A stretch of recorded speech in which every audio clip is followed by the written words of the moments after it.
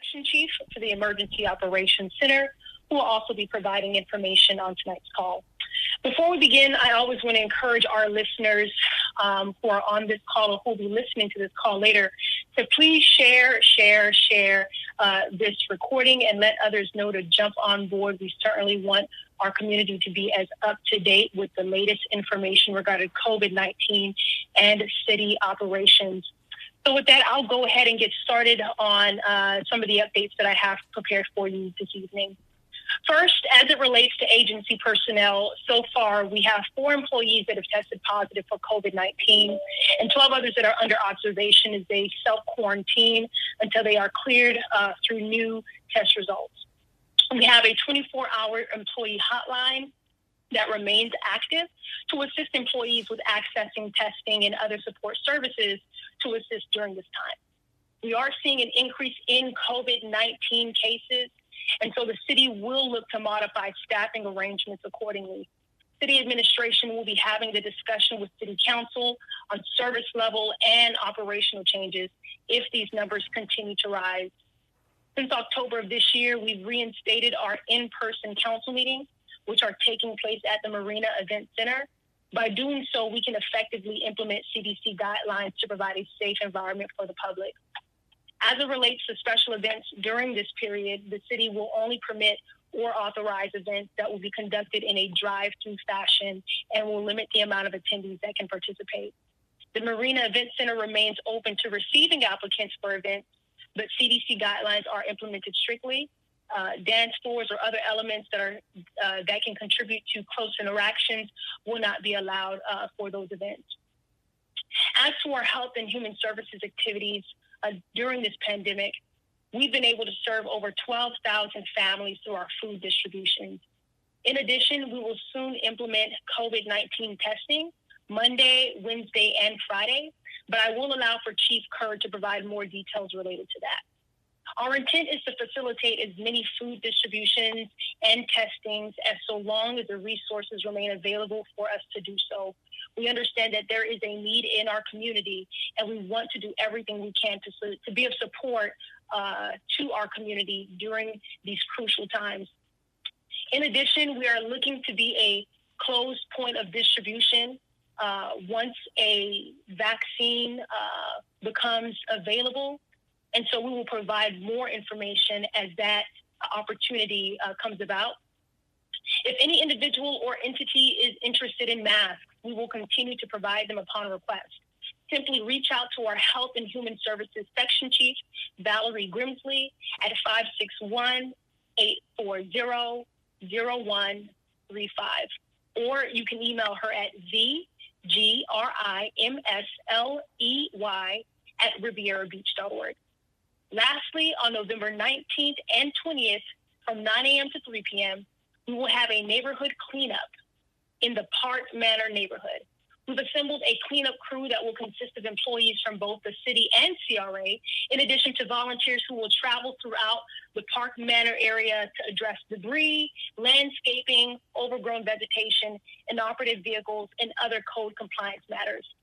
This is one of many steps we'll be taking to make our community more beautiful, our community, which we call home. It is important to note that we will need the help of the community to make this successful. So we look forward to having all of those that will participate. That completes my updates. And so now I will turn it over to Chief Kerr for further information. Thank you, Ms. Noel, and good evening, everyone. John Kerr, Fire Chief, serving as the Operations Section Chief in the EOC.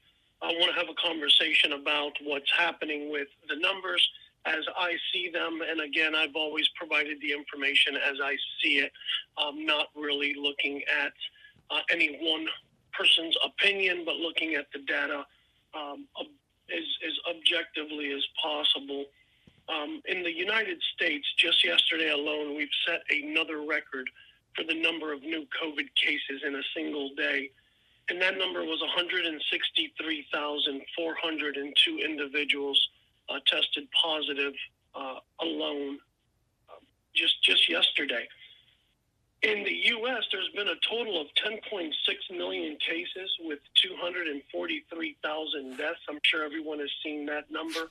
But based on the numbers that we're seeing, and these are record numbers, the numbers that we've seen over the last week or two far surpass anything that we've seen during the first wave or throughout the pandemic since its onset. But based on the numbers we're seeing over the last 5 to 7 days, if those numbers continue, we could see up to 42 million individuals in the U.S. Come down with COVID, and we could potentially see up to 1 million deaths. And that's just simply multiplying out the numbers based on what the dailies were and what they have been as of late. COVID is back. COVID is going to be with us for some time. I know we are all experiencing COVID fatigue, and we all want this to be over. However, if we don't work together and continue the physical distancing, the limiting the groups and gatherings, the hand sanitizing, and especially the facial coverings, we will see COVID stay for a lot longer than we would like. In the state of Florida, going back to the numbers, there's been a total of 863,619 total cases with 17,585 deaths. Palm Beach County has seen a total of 56,907 cases with 1,619 total deaths. The daily positivity rates in Florida and in Palm Beach County are climbing.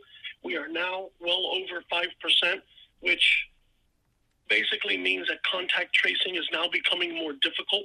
The virus is spreading faster than we can keep up with and account for who's positive and where they're located. We will also start getting close to that 10% mark. If you all recall, during the that first wave, the 10% threshold was that threshold where restrictions were being put in place. We're currently right in the middle here at that 7 to 7.5% positivity rate. So we really need to ensure that we are all doing our part. In all of the metrics that I've been monitoring, there's an increase in the number of new cases, increased rates. We have increases in the total number of deaths. We're beginning to see hospitals surge in some areas. This is all very concerning to me, as we are now falling back into where we were 4 to 6 months ago. We're also seeing an increase in the number of cases within Riviera Beach. Based on the census tract data that I follow, we are seeing increases in census tract areas 5.11, 10.01, 10.02, 10.03, 10.04. A lot of that is our western community. We are also seeing a spike on Singer Island. Our center city seems to be doing well.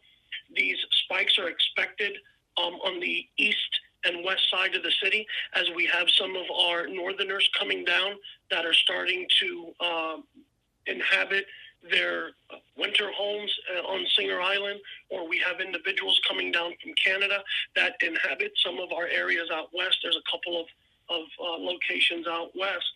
So we really need to be mindful of what's happening not only in the U.S., the state, the county, but in our city. We are preparing for the distribution of a vaccine potentially in early 2021. The Riviera Beach Committee on Closed Pod Dispensing and or Distribution met to prepare a plan for vaccine distribution in our community.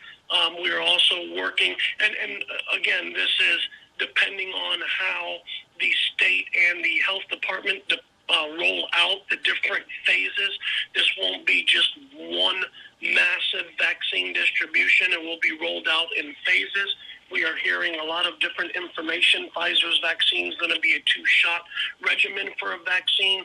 There's also some concerns of storage, very cold storage. We're talking cryogenic temperatures to store this vaccine. So there are still a lot of logistics that need to be put in place, whether it is a closed pod in Riviera Beach, whether it is an open pod at the ballpark of the Palm Beaches. We're going to do everything in our power to make sure that when the vaccine becomes available, it becomes available to the targeted group first, normally dealing with the elderly and those that are more at risk, before it rolls out to the normal healthy population. So We want to make sure that the healthcare providers, the nursing home workers, and those most at risk are taken care of first before we move into the healthier population. So continue to monitor our social media for that information as we are building out that plan in conjunction with Palm Beach County.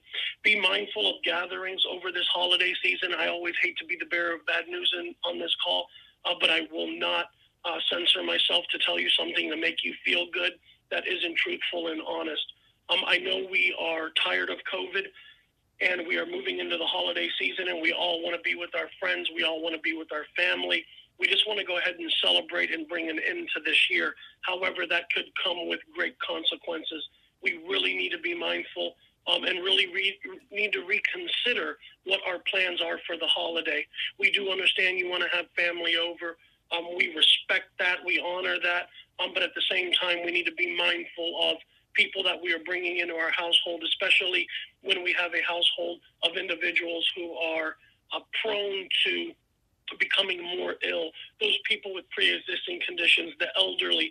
We need to be careful how many people, and I know their family, and my family's always welcome in my home, but there's been several events where I've had to just remove myself and my family from because of my obligations to the city of Riviera Beach and my wife's obligations as a healthcare provider. It is our responsibility, and it's your responsibility to protect the elderly and at risk in your home. The U.S. government is recommending, and the CDC is recommending, canceling any travel plans that you may have this holiday season. They're asking that you stay home. You have smaller gatherings with your immediate family that you tend to congregate with more, and not necessarily look to travel from state to state. So it's going to be a different and difficult holiday season. But we are seeing many cities throughout the U.S. right now that have reinstituted restrictions seen during the peak of the first wave of this pandemic. And we could be looking at some of those restrictions being put back in place as we see the numbers continue to grow exponentially. Because of that growth, we have worked with United Laboratories. They are the contracted vendor for testing for our employees to bring testing to our community. And we're looking to do that regularly because of the numbers we're seeing in the contact tracing that's being done. That testing is going to be held beginning this Monday, and we're going to be doing it every Monday, Wednesday, and Friday at Wells Recreation Center. We will be putting something out on social media. Monday will be our first day. We want to make sure that the system is working and that we have everything in place to accommodate any surge that we may see. But Mondays and Wednesdays, testing will be done from 9 to 4. And on Fridays, testing will be done after food distributions have concluded from 1 to 5. So again, that's Wells Recreation Center, Mondays and Wednesdays, 9 a.m. to 4 p.m. And on Fridays at Wells Recreation Center, after our food distributions have concluded from 1 to 5 in the afternoon. I can't impress upon you enough how important it is for all of us to do our parts. I know it's difficult being a municipality within a county, and when neighboring municipalities are not doing their part, it creates a problem for us all, but I'm concerned about our community, you and your family that live within our community. So I'm asking you that you continue to understand what the CDC guidelines are and adhere to those guidelines. Social distancing, or now referred to as physical distancing. The facial coverings are an absolute must. The hand sanitizing and the hand washing. And with this testing being readily available, if you are going to have family members over, you may want to ask that they go and get tested on that Monday before Thanksgiving so we can determine whether or not they're sick or ill before you bring them into your home. There's also testing being done at Ballpark of the Palm Beaches. They're doing rapid antigen testing that's being done Tuesdays through Saturdays from 8 to noon, and that is another type of testing that will yield a rapid result. But we are going to be doing the PCR testing, which is the most conclusive testing that can be done, and that is the nasal swab, and those are conclusive results, while the others have a margin of error we're just not comfortable with. As it deals with the tropics, we are all in the clear for this weekend. We anticipate to have beautiful weather. We may have an occasional rain shower, and we will have another cold front moving through later in the week. So while we can, let's enjoy this weather.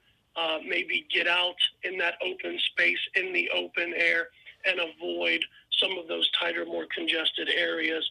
And have fun this weekend, enjoy this weekend, but make sure you do it safely, make sure you do it responsibly. Ms. Noel, that concludes my update. I turn it back over to you. Thank you, Chief Curd. And at this time, if we have any members of the public that has joined us on this call, we welcome any questions you may have. Simply dial *9 so that I can unmute your line. And I'll allow for a few seconds.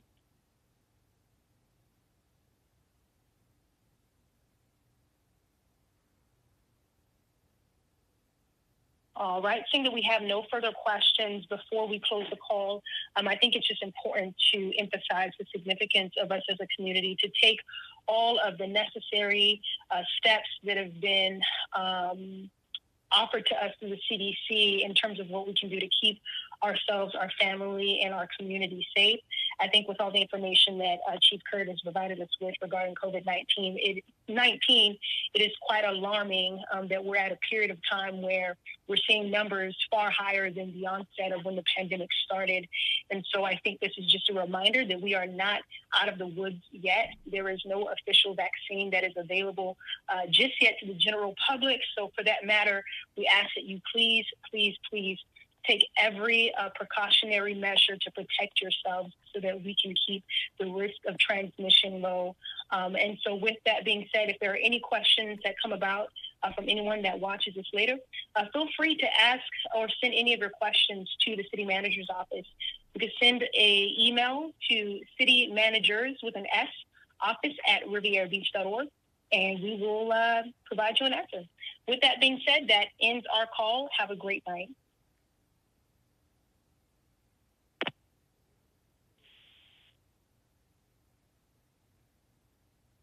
The organizer has disconnected. The call will now end. Goodbye.